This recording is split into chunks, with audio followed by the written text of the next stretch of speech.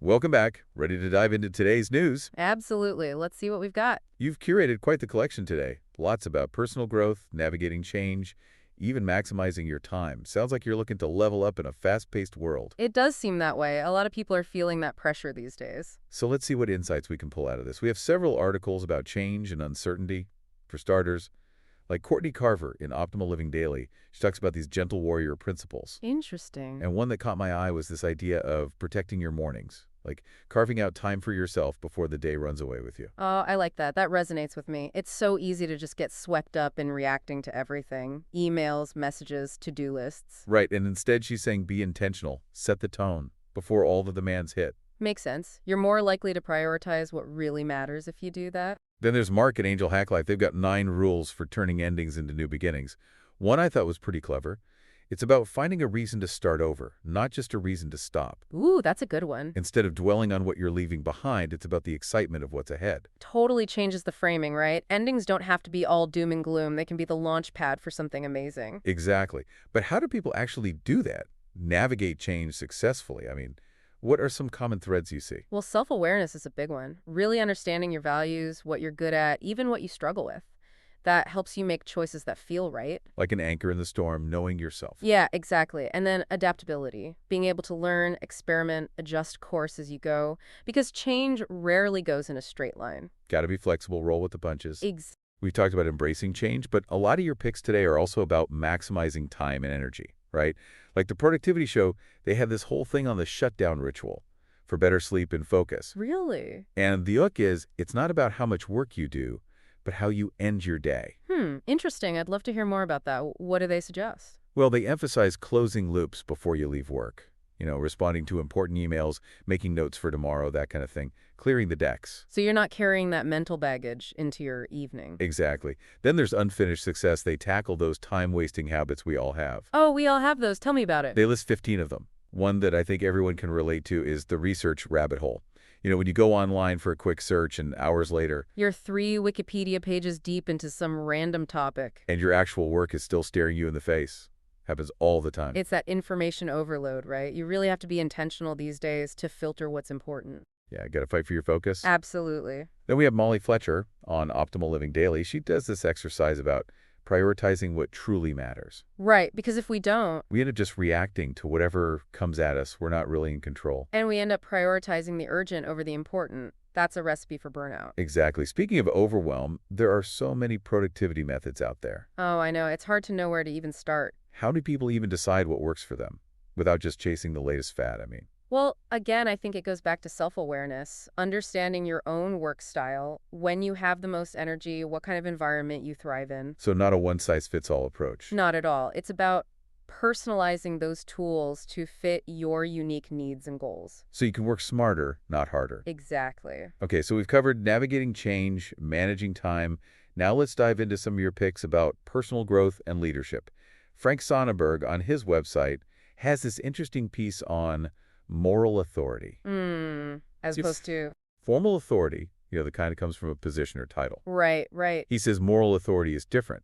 It's earned through character, integrity, your actions. It's about walking the walk, not just talking the talk. Exactly. And he makes the point that in today's world, where trust is so fragile, moral authority matters even more. It's what inspires people to genuinely follow you, not just because they have to. Then there's Addicted to Success. They have this article on leadership skills for young men, Interesting. and they highlight self-confidence as a key skill. They say followers crave leaders who exude that. Makes sense. You want to feel like the person in charge knows what they're doing. Exactly. But it's not about arrogance. It's about knowing your worth and your capabilities, Right, that quiet confidence. which goes hand in hand with moral authority, right? Absolutely. A leader who has both, that's a powerful combination. Now, shifting gears a bit, we come to Simone de Beauvoir's resolutions from The Marginalian. Oh, I love her work. These are written when she was only 19. And they're all about this desire for a meaningful life, you know, academic pursuits, personal growth. That's so fascinating to see goals from almost a century ago, and they're still relevant today. What struck me was this determination to live authentically, to forge her own path, even if it went against societal expectations. That speaks to the power of aligning your actions with your values, right? Defining success on your terms. Not just following the crowd, Exactly. which leads to a big question. What's the relationship between all this inner work, self-improvement, values, and outer success. Career achievements, leadership, all that. That's a great question. I think they're intertwined. Can one exist without the other? Well, I'd argue that inner growth fuels outer success. It gives you the clarity, the resilience, the purpose to navigate challenges and achieve those goals. And the other way around too, right? Yeah, I mean, those outer achievements can also create opportunities for more inner exploration. So it's a back and forth. It's this beautiful cycle where they reinforce each other. It's all about alignment. Yeah, making sure your actions in the world reflect who you are on the inside. And when that happens, that's when you can really make an impact. A lot to unpack there. Definitely. I wanted to circle back to that shutdown ritual from the productivity show. They break it down into these 3 steps: closing loops, planning for tomorrow, and creating a calming transition. Those sounds interesting. Yeah, so with closing loops, it's all about tying up those loose ends before you leave work, like responding to those crucial emails Ah, so you're not tempted to check them later. or making notes for tomorrow's tasks, whatever it takes to clear your mental space so you can actually switch off. Transition out of work mode. Exactly. Then step 2 is planning for tomorrow, like actually mapping out what you want to accomplish. Proactive instead of reactive. Right, so you're not just scrambling to catch up. You've set your agenda based on your priorities. And then the final step, creating that calming transition. I like that. What do they suggest? It's all about signaling to your brain that it's time to relax. Could be meditation, gentle stretching, listening to music. Even just a walk outside, right? Yeah, anything that helps you decompress. Finding what works for you. Again, that personalization piece. It keeps coming up, doesn't it? Totally. Okay, and speaking of personalization, let's revisit those time-wasting habits from Unfinished Success. Remember, they had that whole list of 15 culprits? Oh, yeah. And we talked about the research rabbit hole. The one that gets us all. But they also mentioned things like constantly checking email, saying yes to too many commitments. Oh, that one's a killer. I'm always working on that. Right. It's so easy to get overextended. You want to help, you want to be involved, but then you end up stretched too thin. And you can do anything well. Exactly. Sometimes saying no is the best thing you can do. For yourself and the people you're trying to help. Protect your time and energy. Exactly. Which goes back to the Molly Fletcher was saying, about being deliberate with your choices. Making sure you're spending your time on the things that truly matter. She has that exercise, right, where you identify your top 3 priorities. Yeah, it could be family, creative work, whatever resonates with you. And then use those as a filter for decision-making. So you don't get sidetracked by all the shiny objects. It's like having a compass to guide you. Love that analogy. So we talked a lot about intentionality, awareness, all that good stuff. The inner game. Exactly. But before we wrap up, I wanted to share a few more nuggets from our sources. Just some quick hits to spark your curiosity. Sounds good. Okay, so Alain Guillot, he has this really interesting take on capitalism. I'm intrigued.